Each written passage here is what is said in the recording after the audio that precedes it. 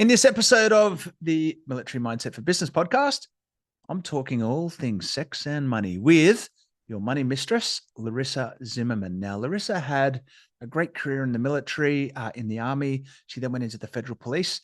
But what she basically does now is she helps people get out of financial bondage, and she has just a great way of combining, sex and health and money as part of the total, wholesome outcome of what we're all looking for as people. So if you need more sex and you need more money, then maybe stick around and listen to Larissa on this episode of the Military Mindset for Business Pod. Stay tuned.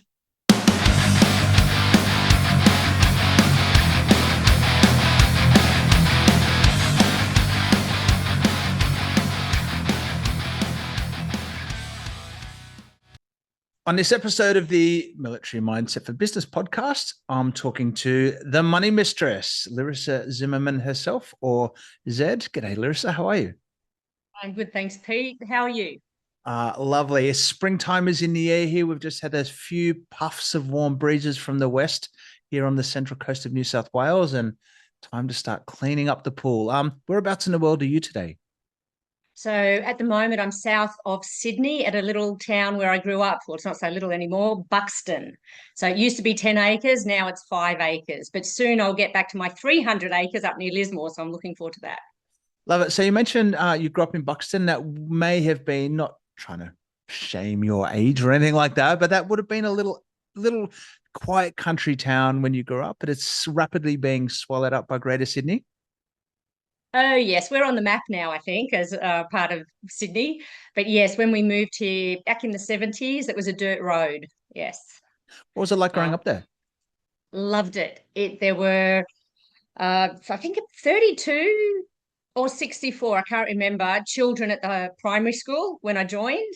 Yeah, cool. And we were lucky. We were Dad's second family. So he retired when I was born pretty much. And when I was 8 years old, we went around Australia for 3 years in a 3 coaster years. bus. Yeah. In a what? In a what kind of bus? A Toyota coaster bus. He fitted out Oh, as a wow. camper van. Yeah. Even though a coaster bus is pretty big, like maybe about, I don't know, 16, 17 foot long, that's a little bit small. How many people were in it? 5. Five Three of you in children. a bus. Yeah, Is that no, like it's awesome. Yeah. pull up at a campground and put the annex out on the side? Oh, yeah. Rarely, though, did we have the annex. In fact, I don't think we even had an annex back in that day. No, Oh, there was wow. no annex. And what were the ages of everybody? I'm thinking 5 people in a bus here. It's cozy. Yep. So I was 8, my sister 4, my brother 2. He was probably the youngest person to ever climb Ayers Rock, Uluru. Oh, I apologize, yep. but on his own at the age of 3, I think then. But Dad was, God, I'll have to think now. Dad was probably in his 63, and Mum would have been 43. Oh Okay. God, you're asking me now because Dad was quite old and Mum was 20 years younger. Right, a little No, bit of an older dad. Well, I don't know if I'm going to be that old, but I didn't have my kids until I was 40 and 43. So maybe I won't be too far off. yeah, hope they keep you young. I know. Oh, they do. Absolutely. 3 years is a long time to get around Australia. What did you do for schooling then? We were quite lucky again, not realizing how lucky we were until afterwards, but Mum would get the correspondence school package, say Cairns post office, send it there, and they, whenever we turn up to a town, go to the post office, pick up 3 or 4 months worth of schooling. And Mum would just go through, go, oh, that's got to go back, that doesn't. So anything that had to go back, we would do and send it back. And otherwise, we didn't do much else. Yeah. Otherwise, it was learning outside, playing with other traveling families. What was awesome, though, is that we went to school, or I did, Southwest Tasmania, Strahan, Cape York Peninsula when we tipped the camper van, actually. Hmm? And there were only 8, I think, white children in that school at Cowan Mm-hmm. on Cape York Peninsula, and Darwin and Cairns. And my sister and brother came to the Cairns school. Funnily enough, all 3 of us were above average when we Mm. went to schools with our peers in schooling. Uh, those were the days where you could just turn up at school and be like, hey, can you keep my kids for a couple of weeks while we go do something else, and just we'll pick them up and take them somewhere else later. You did mention the van rolled over. Is that like car accident van, Toyota coaster bus on its side. Yes, yes. We were lucky. Actually, it was an army truck. That's right. So we were on Cape York Peninsula going up, and what happened was, as Dad was driving, came up out of the dip, we got airborne going a bit fast. But we would have been fine if the road kept going straight ahead, but it didn't. It turned. So when it came down from being airborne, the front left tire hit the ditch and over we went. I think And an everyone army was truck came okay. along. Sorry? Everyone was okay. Yes, very lucky. Yes. So after that big tour, is that when you settled down in Greater Western Sydney, down at Buxton? Well, yes, this is where we left from and came back to. So it was the same place. Yeah, gotcha. So when does this inkling or interest to join the military come from? So as I mentioned, Dad was older. He went through the depression of the 1930s. He was born in 1927. He doesn't remember having a pair of shoes, or should say he didn't, now he's passed, but didn't remember having a pair of shoes or a piece of fruit. He said, make sure you always have a roof overhead and food on the table, and you will get that in the military. Yeah. So I started looking into it. But the funny thing was, I only thought of the army, right, when you think of Yeah. defence. I said, hey, I'm joining the army. I've got the application. I said, oh, I didn't mean that. That's no place for a woman. I meant the Air Force. Yeah. Too late. Did he serve himself? Because he would have been around 18 or so. Oh, sorry, no, 27. He would have only been 11, 12 when World War II kicked off. Yeah, so what he was lucky with is that he was doing his marine engineering apprenticeship, Yep. and he went down to the wharves to see if he could serve. And he said someone must have been looking after him, because he got the person at the counter on his one sober day a month or something. And Yeah. the guy said to him, look, mate, how about you finish your apprenticeship? You'll be more good to us when you do that. And Yep. then Dad recalled the wonderful trips once he did do his apprenticeship, was taking like 200 Australian army nurses up to Japan. He said that was the go. That was the day. So he did serve in the Merchant Navy. Yeah, perfect. So how old were you when you joined the army? Straight from high school, Oh, all 17. right. Yeah. Straight in, rocked up to Kapuka. Here we go. Well, this is the thing. I didn't care where I went. I wanted to ride the motorbikes, play with the radios, but Mum had said, oh, you've got to go in as an officer. I'm not letting you Yep. go in as a Okay, soldier. yep. So I went to Canberra for 4 years. Yeah. So what was that like? Tell me, what year was this in? And I don't mean to sort of try and pry your age out, but I'm just trying to say, what was it like for a young woman to join, officer cadet school at that time? So that would have been Duntroon 4-year course, was it? It was Or ADFA for ADFA? 3. I was one of the first years of females. Yeah. So, Yeah, tell us about that. um, yeah, it was interesting because, I mean, I was a tomboy anyway. Mhm. And the point my dad made really good. He said, you're a big fish in a small pond at the moment. When you go down there, you're going to be a very small fish in a very big pond. And as I said, being a tomboy, I didn't experience the bastardization that I found later. Some of my colleagues did. Yep. And when we experienced something, like I'd ring up and I'd go, Dad, they're doing this, like he goes, it's all right, it's character building, love, and it Yeah. wasn't, it wasn't directed purely at me. It was as a group. So it helped bond us as a group, I would say, Yeah. what we Were experienced. you not trying to unpack too much about the being a single young woman in the military at that time, but there is a little bit of I don't want to diminish anything here, but fuss or focus on some of the experiences. Did you find your military career like a positive thing? Yes, I will say Yeah. there were 2 times that I didn't. But I wasn't single. I was lucky because I had a civilian boyfriend when I went in, Yep. and so I got a good Makes a big reputation difference. as, Yeah. yeah, I wasn't sleeping around or anything in the beginning. No, yeah, I mean it's hard, right?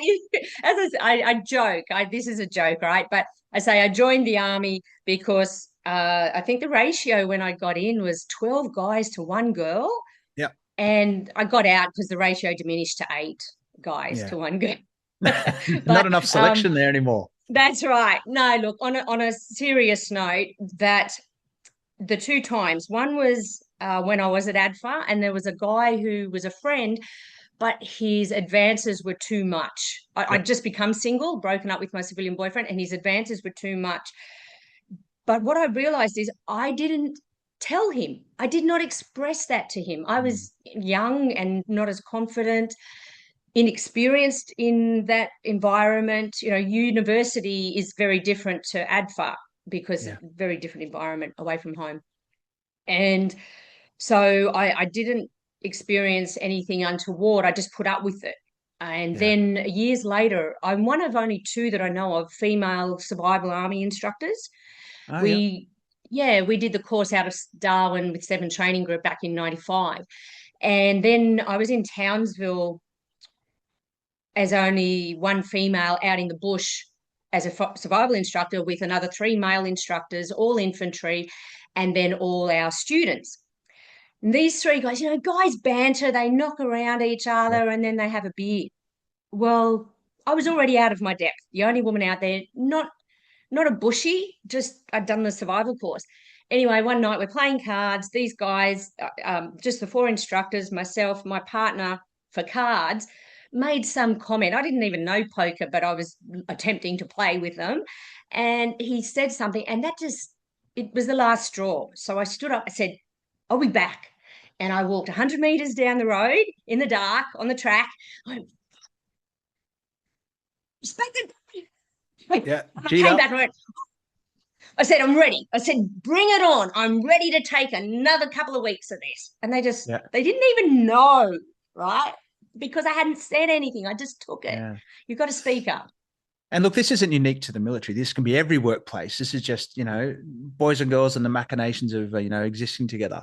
But look, I've met some of the most amazing women in the military, and I've got the utmost respect for both, the leaders that I've had. And, we need to make sure that we have the most positive environment for everybody who serves, no matter who you are. So how long did you serve in the army for? I was in for 14. I got out. It's not uncommon because I've heard it from someone else. Got out because basically was given the ultimatum by the CO Yeah. because I was working part-time from the old CO. He said, you can work part-time. He posted out. New CO came in and said, no, you have to come back full-time. So I got out, was out for 15 years effectively. And then someone asked me to come back in to take their spot as a reserve so they could move on. So I've come back in. So 14 years, like I did 12. And to be honest, it feels like it just went so fast. And I've been out for probably 8 or 9 now. And I really do miss the connection of being in the military. It was the best job that I've ever had in my life. Unfortunately, because I was medically discharged, I can't go back and serve in the reserves. But I do remember during when those crazy bushfires were happening, and there were so many military people just supporting the community. I actually rang the army up again. I said, look, can I rejoin, or is there anything I can do? And I'd done 12 years, and they're like, yeah, well, because you've been out for a couple of years, you'll have to go back to Defence Force recruiting and start again. And I was just like, what, really? I've already done 12 years and a couple of deployments. And like, yeah, you got to go back to recruiting because you're medically discharged. And I was just like, not going through that process again. So unfortunately, well, for me, part of what we do in the veteran business community is to still maintain this connection and these friendships, and sharing the experiences of life gone past. So what job did you do in the military? So I was medical corps. I was one of 5 from our class that went to medical corps. And basically then, so it's logistics, and I did instructional duties as well. I chose medical corps because at that time, as I was going through, it was all the captains that were in charge of all the fitness centres. I went, yeah, Yeah, I'd love to be in charge of one of the all the PTIs. gyms.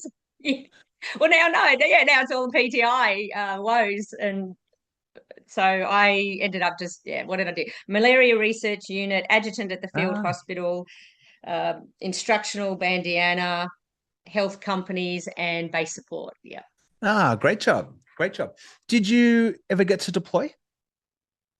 No, I didn't. I missed out. I say we can be politically incorrect here, can't we? I missed out Yeah, by we a can. bee's dick. Yeah. So Sean Kennaway was a classmate, and myself, we were both posted to the Ingleburn mess. Do you know Yeah. looks like, yeah. Yeah, I know Sean. So Yeah. yeah, so we were both posted to the Ingleburn mess, and he was the adjutant at the field hospital. I was the admin officer at the malaria unit, so 100 metres away from each other Mm. work-wise. I'd been posted as a brand new Louis into a major's job, and Mm. I was swimming. And Drowning. Sean went to Rwanda. Oh, wow. Kenners was I think on the first deployment, and so he went across, and then yeah, I missed out on that. And what was the only other two times I went really was I was selected when I was at RMC to go to Singapore just to do an exchange, so not Yep. operations. But then when I was selected to take a 10-man contingent as part of engineering and medical with the New Zealand large contingent to the Solomon Mhm. Islands in 99, we left the day the Kabay, God, getting mixed up, not Kabay massacre, because that's obviously an experience for Rwanda. But we left the Solomons the day that Honiara peace talks broke down. Gotcha. Gotcha. Yeah. So what was the impetus for finally making the transition out? Was it just time for a change? Well, yes. So I might just raise a point here actually for some people. I don't know if it's relevant or not, but operations, if they hear, and I have this a little bit too, I haven't been on operations, but I've spoken with people that have been on operations, and my experience, as I said, there's no taboo topics. But Yeah. what they've said, oh, you face death closer than we have. We don't know. Everyone's reaction is different. And while I haven't had bullets firing at me, I actually was crawling on the ground with a fractured knee as a result of a domestic altercation in the bush with Mm. my ex-partner. And as I got near the phone, he sat on me, picked up my head, and I thought, am I about to die, as he smashes my head into the bricks. So you weren't aware of that. I meant to take this beforehand to say, is it No, that's okay to okay. talk about it? This is your story. Um, You can share what you like. yeah, thanks. But anyway, so yes, I just want to say that I have experienced some sort of event Yeah. that has been triggering. So yeah. Look, to be honest, the military doesn't own trauma. The military, I often refer back to, coppers and fireys and ambos and people who on their daily life, their daily going to work probably do far more, exposure to horrendous things that I ever saw during my military career. And, as I like to deprecate the war fighters, deserve all of the praise and the glory, or the people who, actually, individual experiences vary. So, and this is like we were talking about before. This is just life. This is just life, and we all get exposed to different things, and we certainly don't have the claim to everything being in the military. That's for sure. Yes. Yeah. Cheers. So That's with a great that, question now. The next no, one. no, that's okay. So Yeah. if I may ask though, since you brought it up with that situation, how did you resolve or get through that moment? Obviously the moment passed, and Mm. hopefully you separated. Oh yes, yes. Yeah. Now that's the issue with women that are over analytical and can see their role in it and that sort of thing. So I stayed longer than I should have. Yep. And this is where I wrote a book on sex and money, and we met through that, funnily enough. And so we Yep. were right in a lot of ways, but I've learned so much more as well. So how I got through that, and I overanalyzed. I got through it by, I'll perfectly say it out there. People sometimes have this, and I used to have this too. I love money. I Yep. love money because it allowed me to get away from there in a moment. As Mm. soon as I was out of the hospital, we both realized, like, he's not a horrible person. I'm not a horrible person. We're both nice people. We have different coping mechanisms, and we're just not compatible, is what I'll say. Mm. Because I'm a hard But ass woman. I yeah, am. I was the but only let's woman on an air marshal course with 19 guys. So, um, yeah. yeah, money helped me. I was able to just throw money at moving, new house, buying him out, spending 200 grand after a few years getting rid of him. So, yeah, that's how I got out of it. Well, look, a horrible thing happened, but were you in the military when that happened? No, no, Okay, so this this was was my in your out retirement. years. This is in your out years. Yeah. But retirement, we're talking probably like mid, I don't want, again, not trying to pluck how old you are, but you're in your mid 30s. You're still a young woman. No, by that stage I was 42, 43. Okay. Okay. And what are Yeah. you doing in your life at this stage? Right now, sorting my father's estate. And that's another thing I'd love to help people with, especially when it comes to business, because we build these empires, and then if our end of life instruments aren't sorted, so I'm Mm. sorting my father's estate south of Sydney, and just getting my businesses back up and running again after a 12-year detour. So let's talk about those businesses in the first place. Have you always been the money mistress? Is financial support and financial advice always been your game? No, not at all. I fell into it because it was when I was getting out of the army. So I'd been interested in money. I'd been coin collecting. I found my little sixpence in the dirt when I was 8 or something. And I was interested in money, but it wasn't until midlife assessment, not midlife crisis, right? Midlife assessment. I I've had like about that 20 now. assessment. Let's Yeah, reflect. Reflect, test, and adjust here. that's it.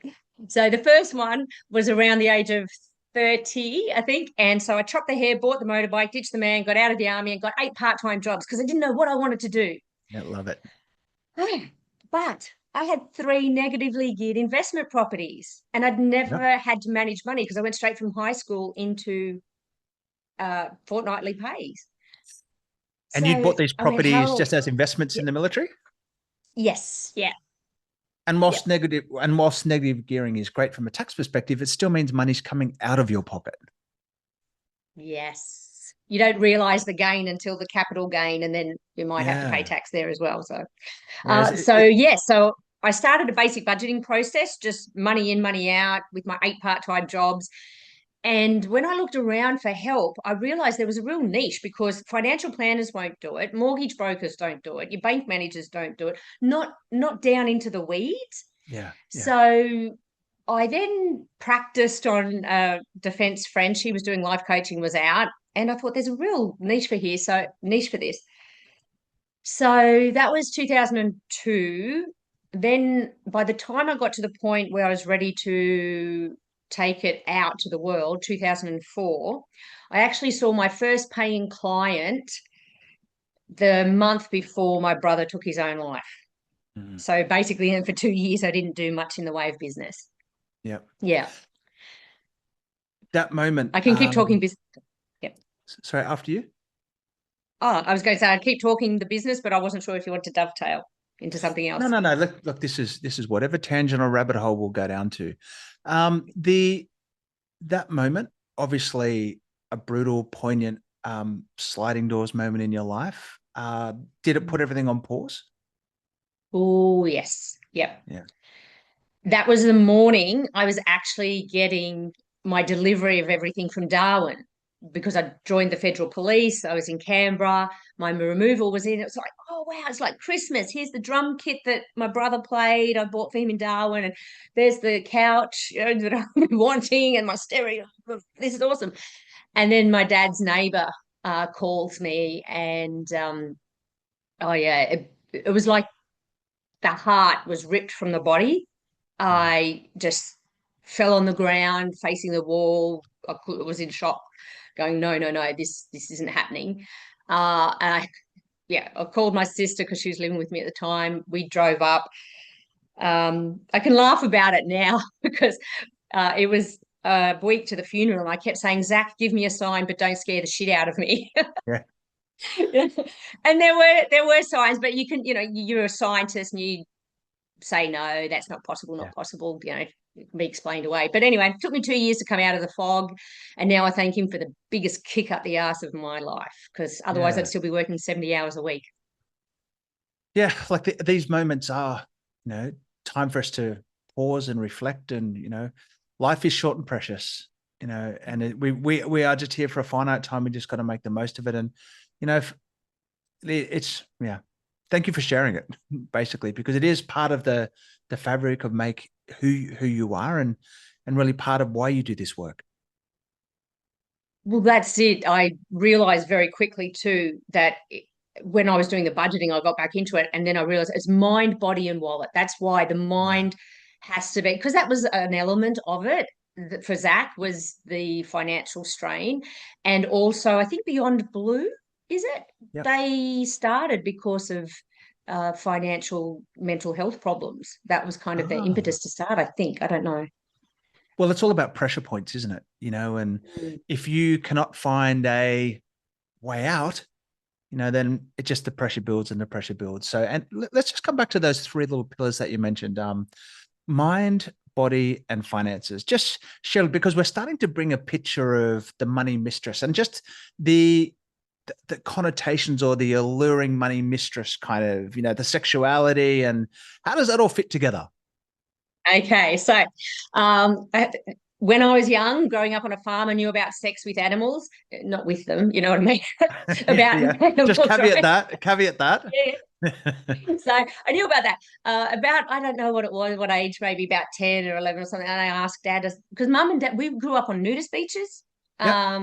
You know, it's what we're born with, right? No dramas. And that way I didn't have any hang-ups about it. But I asked Dad, what actually, I want to save this from other people because they might not be watching it. But anyway, I asked Dad, I said, what's this sex thing? Because I heard Mum and Dad fighting about it, actually, Yep. about sex. Rarely about money, but they were fighting about it one night in the kitchen. Anyway, I said, what is it? What does it feel like? And he said, oh, well, let's call it making love. I went, oh, okay. And he said, now rub underneath your arm. You have to do it on bare skin, right? He Yep. said, how good does that feel? I said, really nice, right? Because that part of the body doesn't get touched much. And he goes, well, it's 100 times better than that. And I went, oh, Oh, this sex thing must be nice. So I had a good positive association as opposed to a lot of people that fumble around in the dark, have a yeah. bad initial experience, or get told that's dirty or whatever. So I had a positive association to begin with. Yeah. Then I won't go through all of it, but later, obviously, money becomes more important as you get older. And I saw when my mum and dad split, the issues there around money. That was when I was 15. So I say mum left home before I did, and but she was still in our lives. So I thought, oh yeah, sex and money, topics that I talk about, like the weather, no Yeah. dramas. It wasn't until after I'd started basic budgeting and national financial fitness, mind, body, and wallet. It was a 3-hour drive one day after my brother had taken his own life a couple of years later, and I was driving from Sydney to Canberra where I was, and I'm going, how can I get people interested in money? Yeah. What can I do? And it was an epiphany. S&M, sex and money, two main reasons relationships break down. They were my hobbies. And I went, I'll be the money mistress. I went, yay. And I came out to everybody, and they went, yeah, Zed, we know. You've always talked about sex and money like the weather. But what's great here is we're all interested in money and we're all interested in sex. But like what's unusual is we're not actually interested in budgeting, and actually getting into the fundamentals of how to make it all work. And this is I Yeah. just love the way that you've been able to pull this from a branding perspective and just get your message through. You can always buy the book. What's the book showed up on the screen then, just for anyone Oh, who can't see? sorry. What I was know it? I've read it Sizzling, because, yeah, how to have sizzling sizzling sex sex and more money. and more money. There you go. The bookshops don't know where to put it though. I said, I'll just put in the personal development section. It's not in a brown paper bag, is it? No, Yeah. there's no, that's it. The guys open it, they go, where are the pictures? And they go, I'll just hand it to my girlfriend or my wife. I've saved marriages with that book. Brilliant. So, well, tell me about the book. What is it about? Okay. So it is about the two. What I say basically is if you have a healthy relationship with yourself and your significant other and your finances, because a lot of the time money's not seen as an entity where it is, it's just energy. We can have a Mm. friendship and a relationship with it. So if you've got all of that in order, then ultimately you'll be healthier and happier and wealthier inside and out. So it's not about just having the fat wallet. It's about having the whole healthy relationship. So I go and talk about belief systems because so many people have, our brain is like an iceberg, right? And the Mm. subconscious, the 95%, 85 to 95% of our brain, subconscious, has all these belief systems that we don't realize are running us subconsciously. And we could have negative associations with money, even though at the top we go, oh no, I'm happy with my money. So lots of things Yeah, in it's there. it's interesting actually. the way that we're brought up with money and the way that we're brought up with sex, there's actually a lot of parallels there. Whether it be in abundance or in scarcity, or whether it be a shameful thing or a proud thing, whether you have it or whether you don't have it. And like for me, sex was very much a taboo in the household, growing up in a very, very conservative, Christian religious household. It basically just wasn't spoken of at all. My parents both worked super hard as just, average Joes with jobs who paid the mortgage and provided for the family. And we were never, I don't want to ever pretend we were poor. We had a great classic Aussie backyard lifestyle. But just the way that we thought about money was very different. And from a scarcity kind of approach, to be frugal and to save and this kind of stuff. But now that I've been working in business, for many years, I have a very, very different relationship with money. And, a quick example is some of the things that I grew up with. Like if I go to a restaurant and have a look at the menu, I'll be like, oh, is $52 enough, too much for a steak? Or, should I just stick with the $28 palmy? But then on a whim, I'll go out and buy a brand new BMW without even thinking about it. So I just have this funny relationship with the way that I see money from the way I was raised and the way that I understand it. It's quite bizarre. It is. It's very interesting, and it's never ending. Like I can be quite comfortable in saying I'm content where I am in life, but I'm the eternal 2-year-old, and I'm always wanting to learn more. So I'm always learning around money as well. But what you were just saying, I just don't want people to think that I was born into money. One of my subconscious limiting beliefs was that because we grew up on a farm, Dad was from foster homes, we were taught to appreciate the family. Yep. And I was middle class as well. The nearest shops were 50 minutes away. So we were lucky in that I didn't see Mum going to the hairdresser every few weeks, or the beautician, or hang out at the mall after school or anything like that. And when it was actually, this is what I realized many years later, not until I was running my own business around money management. Two things. One is, and I've got many other people's experiences as well. When I got into high schools, I got into one where you needed money. Frensham was down in southern highlands of Sydney, where politician daughters went, and you just needed money. Private really school. You went for an interview to be a lady, right? Yep. And the other school I got into was Hurlston, which was a selective Ag college. high school. Yeah, one type of intelligence. We're all intelligent in different ways. Anyway, I got into both schools, and I said to Dad, he said, which one do you want to go to? And I said, well, we don't have the money to send me to Frensham, do we? And he went, no. I said, well, I guess I'm going to Hurlston. So I grew up thinking I don't have money. Our family, we're not from one of those type of families. And, they've got as you said, BMW, or that's a grass house. That's a nice big house because they sell grass, marijuana, stuff like that. And so that was one I had to go around. And the other one was my dad hated people in business because he was a working class man, even though he's a marine engineer and like a chief petty officer in the ship's engine, running the ship's engine. He hated people in business, and he never had money either, right? Yep. So I realized as I was getting successful in business and I'm buying all my houses because I wanted to make sure that I had a house for every family member, the depression days, have a roof over your head, all these beliefs that you don't realize as a young person with your main caregiver you're forming based on them, is that he hated people in business. And it wasn't until I can be quiet. I was being quiet one night with a client while he unpacked what he'd learned as a child around money. I was just sitting there and went, holy shit. If I succeed in business, this is a belief, if I succeed in business, I'll lose my father's love. Yeah, because he hates business people. Yeah. The rich business people. So I rang him up and he said, oh, no, I didn't mean you. You're different. I went, oh, okay. Right. But then years later, I said, Dad, I'm in a position to buy one of those houses on the water in Sydney.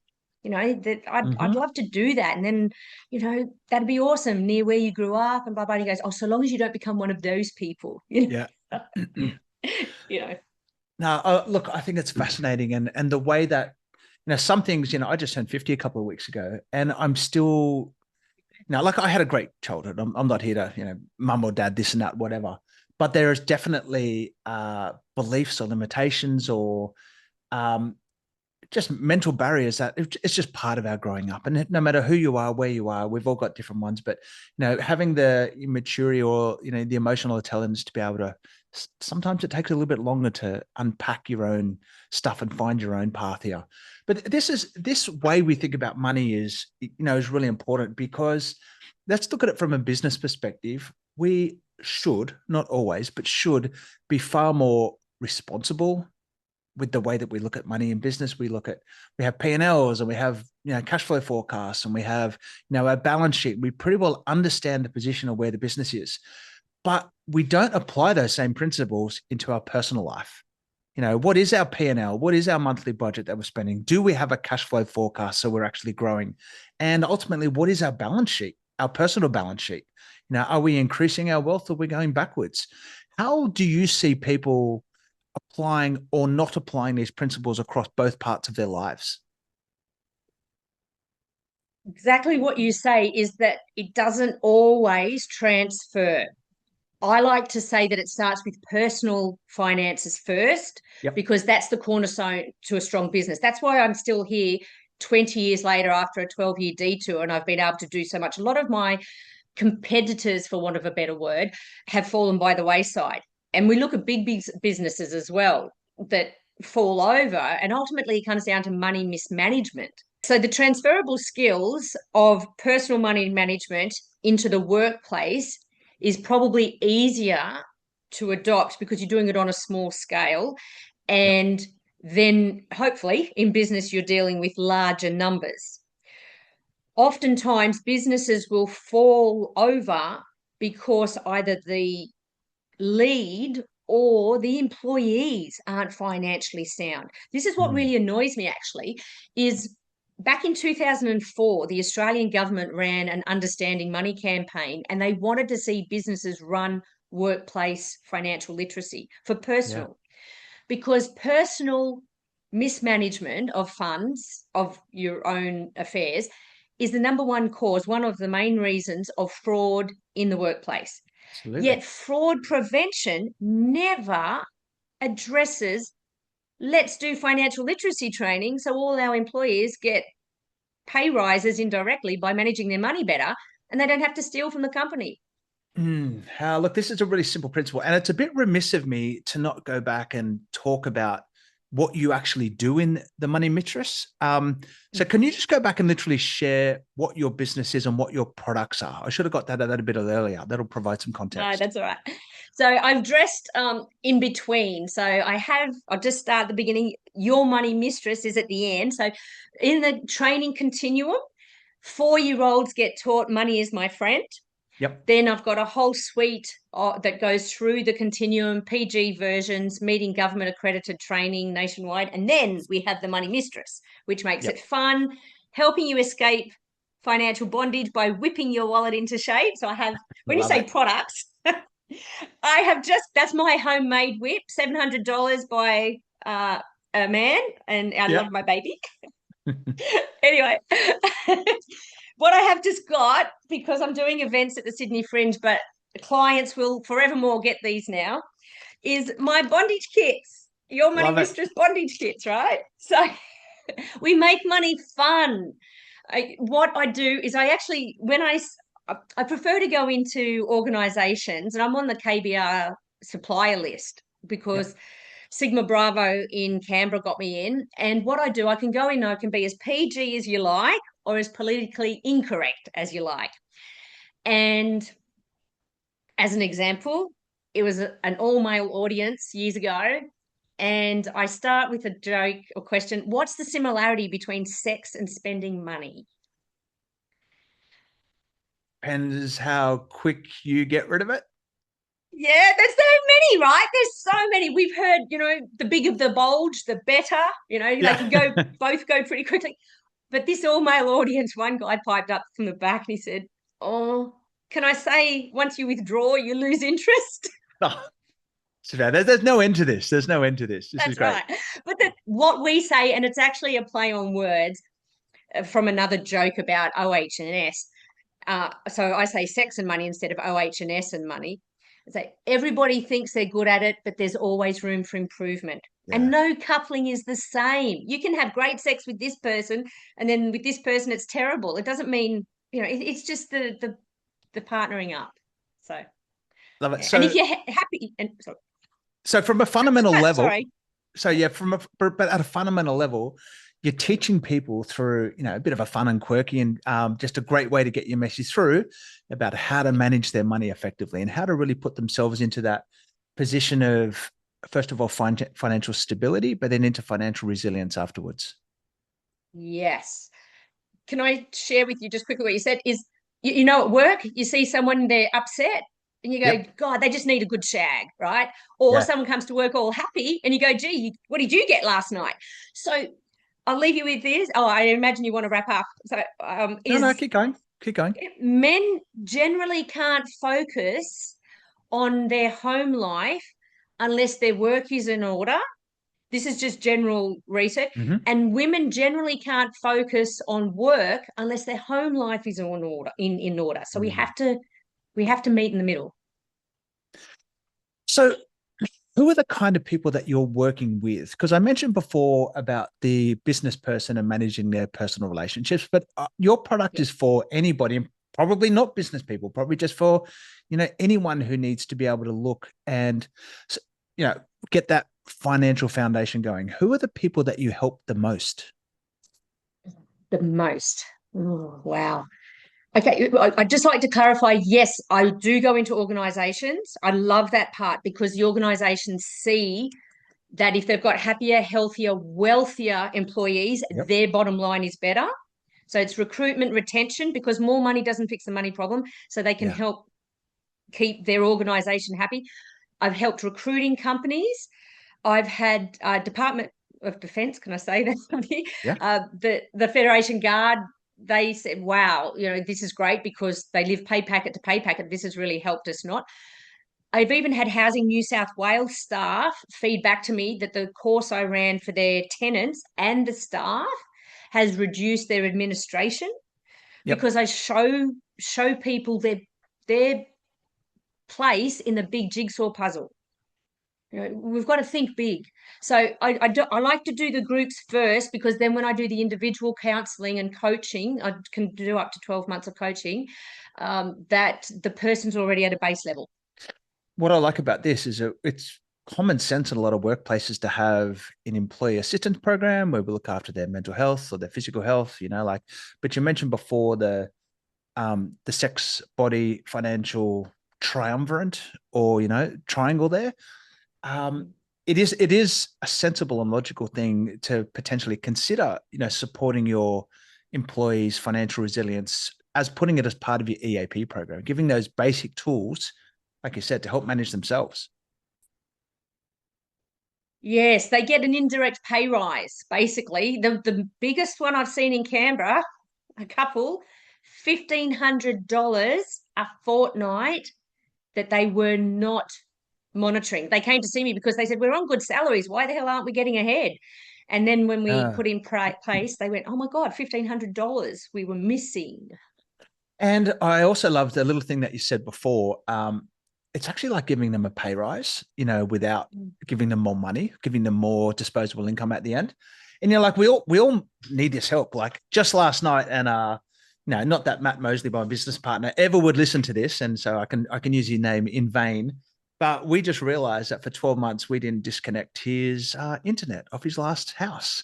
So last night, when I was on the phone to somebody, and they're like, "Hey," I was like, "What's with this internet bill that we've been paying for 12 months? Where does that house?" And they're like, "Oh, it's at this address." And I'm like, "Oh my gosh!" So bang, there's $1,000, that we just missed. So somebody somewhere in Yeah. Sydney last night, I won't mention the address, got their internet cut off that they've had for 12 months. Ah, But these are just basic fundamentals that like if you didn't have your good budget and things slip through the cracks, then there's $1,000 a year. yes, yes. Oh, look, there's just so much. And I say, look at your daily habits. It's sustainability about the planet is what's really important too. Yeah. When you fill a jug up, because my dad was 93 by the time he passed, and what he'd seen in Australia over that 90 odd years, you fill a jug up at work, just use what you want or need, print on both sides of the paper, tiny little things add up. So there's so much I'd love to share, Hey, but thank you so much. Yeah. no, that's okay. Hey, tell me about northern New South Wales. Now, I used to live a couple of little towns up there, one called Wardell, one called Alstonville, just around that corner. Absolutely amazing part of the world. And for anyone listening around Australia or overseas, it is like a paradise. Everyone probably heard of like Byron Bay kind of area, just south of the Queensland border. Tell us about your little property in the hills up there. So it used to be an hour and a half southwest of Byron Bay, but now with Yep. traffic, it's about 2 hours. And if I say it's near Rappville, people go, "Oh, so you've got." Did you hear that on the roof? No, it's good. It's pretty windy. A few things coming down. So Rappville is pretty much beef and timberland flat country, but Yep. 20 minutes out of Rappville is uh, sorry, I'm missing it. I'm so looking forward to getting back. A It little bit of goes paradise. from, yes, it goes from the road level, which is where the creek is, all the way up to above 400 meters above sea level. I had a paraglider say you could actually paraglide off here. I've got enough space for an LZ heaps of space for an LZ at the top and a landing zone for people. And it's 300 acres that I want to do bush tucker, bush medicine on. Love it. And half of it's under a biodiversity conservation trust agreement. I've got 6 threatened Yep. species. So half of it you can never develop. At the moment, though, all that's on there really is a termite eaten shed, a tin shed that I sleep under a mosquito net in because of rats and snakes. There you go. 300 acres is just big enough that when you're in the middle, you probably can't see the edge of your boundaries on either sides. And it's probably 300 acres that, that's a good hour and a half to walk across.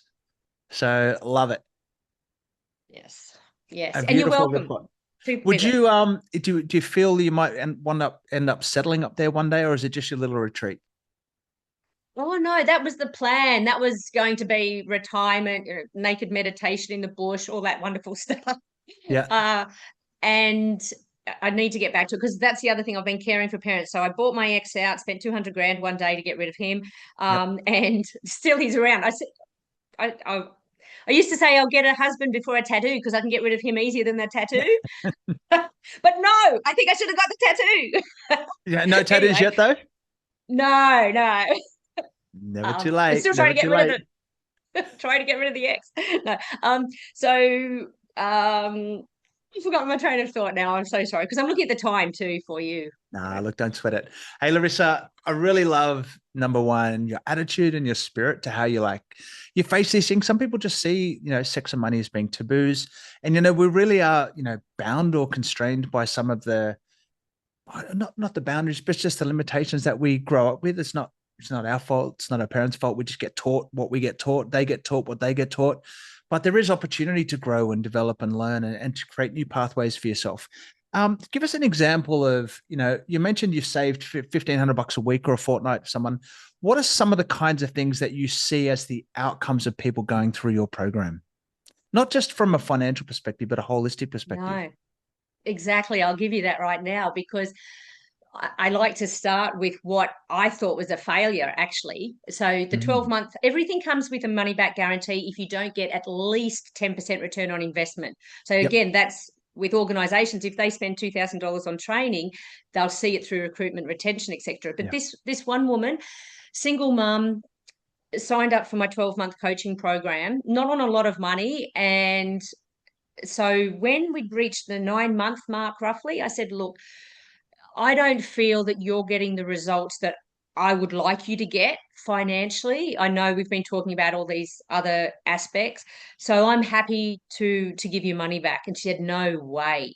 She said, you have helped me declutter my house, my life, my mind is all decluttered. I'm now physically fitter. I've got a better relationship with my mum, better relationship with my ex, and my outlook, my mental health. No way. She said, you've been worth every dollar. So I went, okay, happy with that. So another one that with only 1 2 hour session, I could not believe this. I was so I feel my work is done with this gentleman. He's a friend on Facebook, understandably won't give me a testimonial, but Yep. he was one of the 17 what do you call it, housing tenants that was at risk of losing his government housing. So Mm. it was a two-pronged approach. I was teaching the staff the 6-day government accredited course. They'd get the certificate too in financial services. And then I was, so that was from the top down. And then I was teaching the housing tenants. Anyway, he came along. What I do in the first session is I don't even talk numbers. I talk about Maslow's hierarchy of needs. We introduce neuroplasticity, how the brain can change, and get in touch with what's important to them. This man, I could see, was visibly emotional when he was talking about his two daughters. Anyway, he never came back to the other 3 2-hour sessions. I went, mate, how come? And well, I didn't see him. I wondered. And then 6 months later, he turned up to another workshop I was doing. I said, how come you never came back? He said, I have to tell you. He said, I'm getting goosebumps telling you right now. He said, that 2 hours where you got me in touch with my daughters again and what was important, and then you gave us the budget sheet to go home and just play around with. He said, I saw how much I was spending on drugs. I got off the drugs. I got back with my wife. I got a job, got back with my wife, and now I'm the father I want to be to my 2 girls. And he wears Yeah, a how's suit that? on Facebook. How good's So that? awesome. Yeah. Look, so if you want to know more about the work the Money Mistress does, and Zed in particular, financialfitness.com.au is the website. We're going to Yes, put all thank the you. details into the show notes and make sure that you can get in touch, get in touch with Larissa. Number one, as I mentioned Oh, there is before, another web. Oh, yeah, go for it. Go for it. yes, I've got to keep the PG and the Money Mistress separate. And eventually I'm planning to sell off Financial Fitness. So yourmoneymistress.com is the risque version. Got it. Do I need to open an incognito window for that one? No, there's no nudity. Do I need to hide my browsing history for my wife when I look at that website? No, no. I can be as tame as you want me to be. No, I'm joking. Hey, Larissa, just keep that beautiful spirit going and just keep that way that, it's from a really simple, practical perspective, you can make really game changing, impact on people's lives. So keep it up. I also just love how, the way that you've gone through this service career. We didn't talk about your time in the AFP, but you've spent all of this time in your life, looking out for other people, and now it's manifesting beautifully, through your own business. And I just want to put a challenge out there to, primarily business owners that may be listening to this pod. If you're really good at your P&L and your balance sheet and your cash flow forecast for your business, how good are you doing that, actually reflecting it in your personal life? And do you put as much focus on, the reason you're doing business, which is to improve your personal life, but are you paying, that same diligent care in your own finances that you do in your business? So if that's something you probably could do with a bit of a hand with, then maybe you should be getting in touch with the Money Mistress. Dare I say, if you need more sex, she'll be getting in touch with you as well. Got any hints or tips there?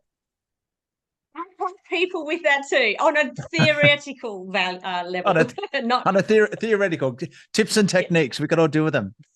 Hey, just no worries, put mate. your book up there. I want one last plug at the book. Where can we get the book from? Okay, there you go. You can get it from the website yourmoneymistress.com. So if you need sizzling sex and more money, you know where to come and hit up the Your Money Mistress. Hey, Larissa, thank you for sharing your story and also the great work that you're doing with us today. Oh, thanks, Pete, for the opportunity. Cheers. Pleasure.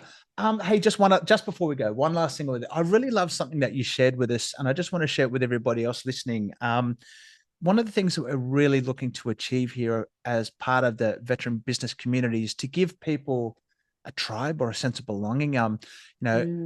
We have all served, we've all been in uniform, or we've been in relationships with people in uniform, for partners and spouses out there. But what we're looking to do with VBC is to give people who have served and have that service life, people who put on a uniform, a place or a tribe that they can come and share, no judgments, lots of fun. But ultimately, I love doing this because I learn so much. Yes, I've got some things that I can share, but the best thing about it is, I'm learning every day, talking to, amazing people within the community. So thank you for being a great part of the community and doing what you do for us.